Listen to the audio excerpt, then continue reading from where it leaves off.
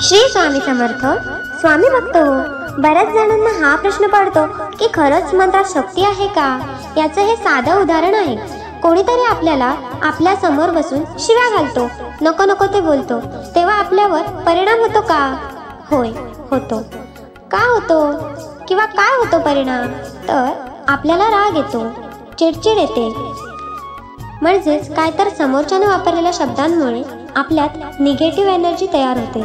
म्हणजे त्याचे परिणाम म्हणून आपल्याला राग येतो आणि चिडचिड बाहेर पडते. म्हणजे त्या शिव्यांमध्ये ताकद आहे. तसंच आपल्यासमोर आपली स्तुती केली की आपल्याला खूप बरं वाटते, चांगले वाटते, आपण प्रसन्न होतो, आनंद वाटतो. एकूणच काय तर आपण पॉझिटिव्ह होतो. पॉझिटिव्ह ऊर्जा त्या गोड शब्दांनी वाढते.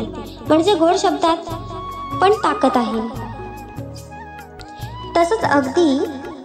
तसंच या मंत्रातील शब्दात देखील एक ऊर्जा असते आणि हे मंत्र खूप आधी ऋषीमुनींनी संशोधनातून तयार केलेत.